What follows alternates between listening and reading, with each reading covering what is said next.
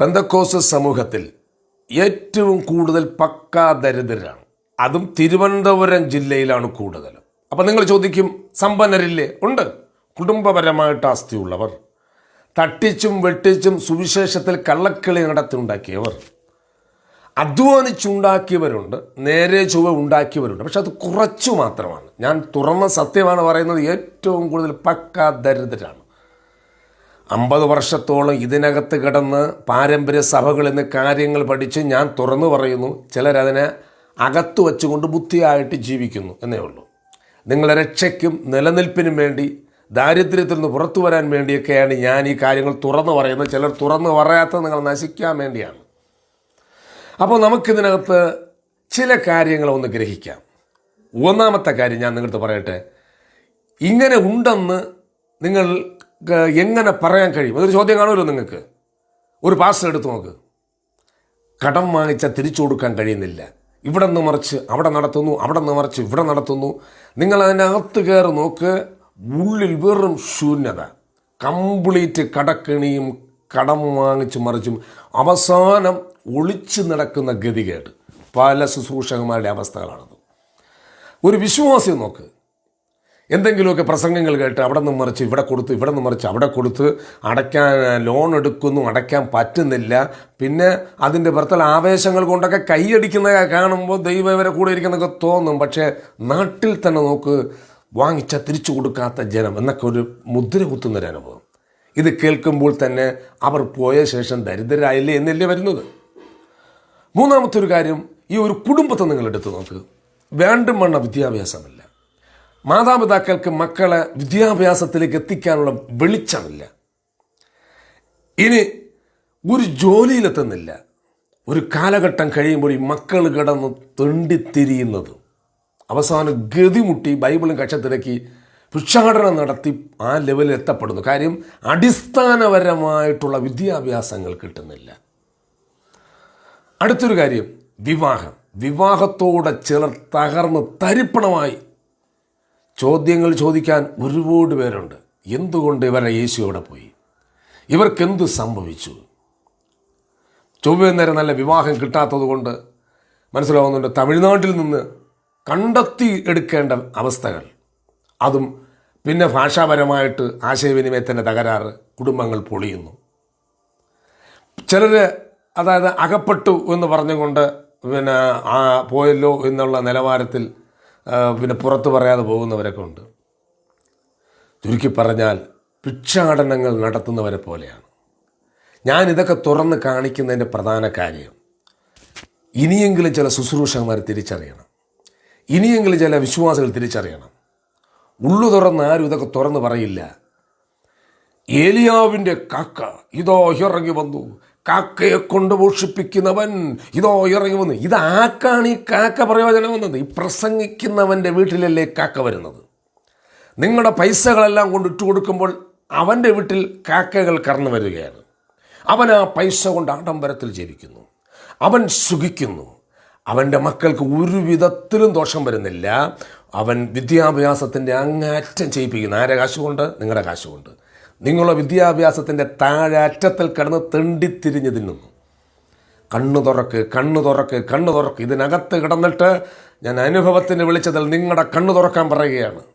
വെളുക്കാനാണ് തേച്ചത്, പക്ഷെ ഇത് പാണ്ടായി മാറിയത് എങ്ങനെയാണ് ദാരിദ്ര്യം ഉണ്ടായത്? അത് ഞാൻ പറയാൻ ആഗ്രഹിക്കുന്നു. ഒരു സഭ എടുത്തു നോക്ക്, 3 പാട്ട്.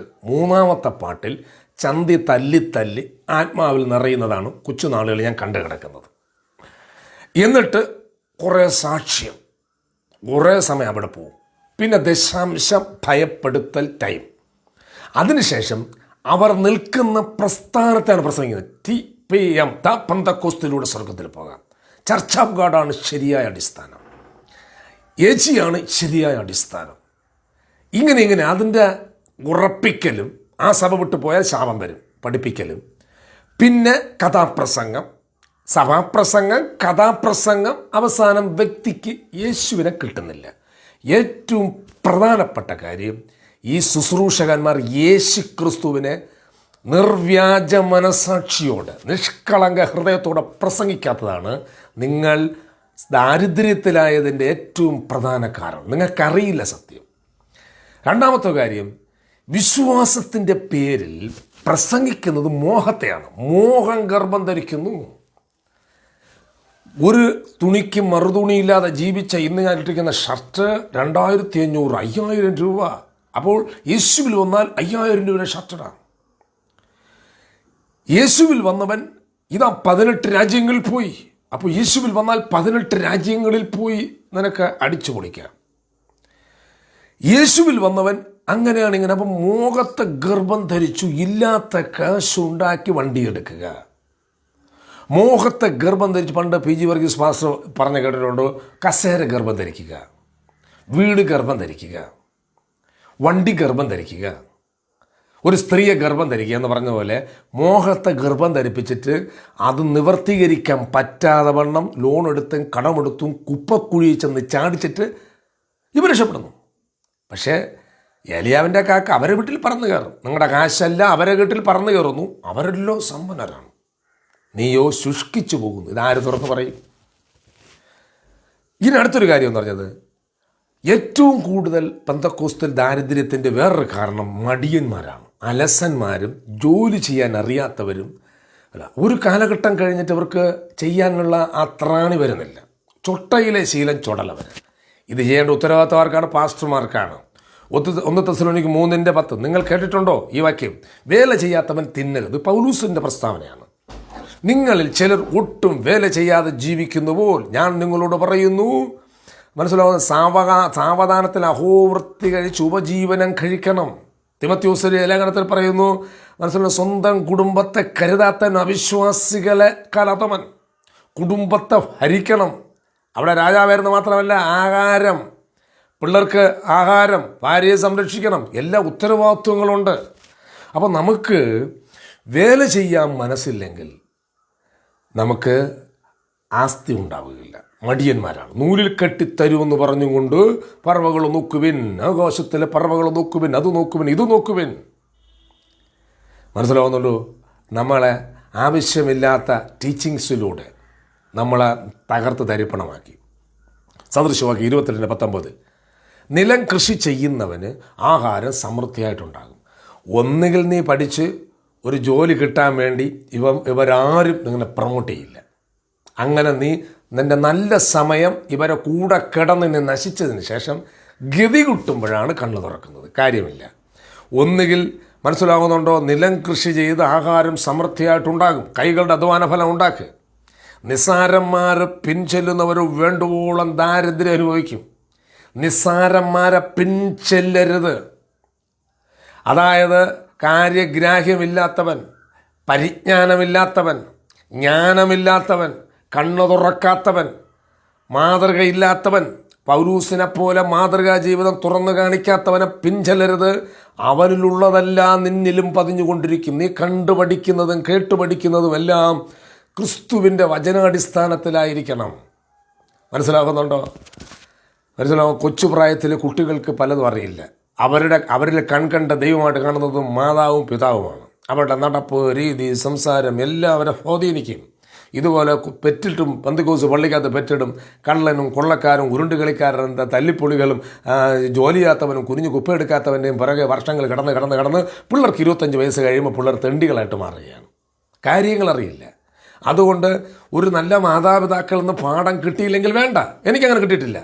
ക്രിസ്തുവിൻ്റെ വചനത്തിലൂടെയാണ് കിട്ടി. 25-ാമത്തെ വയസ്സിന് ശേഷമാണ് കാര്യഗ്രാഹ്യമെന്നിൽ പതിഞ്ഞു തുടങ്ങിയത്. കാര്യം നല്ലവണ്ണം മനസ്സിരുത്തി ബൈബിൾ വായിക്കാൻ തുടങ്ങിയപ്പോൾ ബൈബിളിലുള്ള യേശുവിനെ അല്ല ഇവർ പറഞ്ഞു കൊടുക്കുന്നത് എന്ന് ഞാൻ മനസ്സിലാക്കി.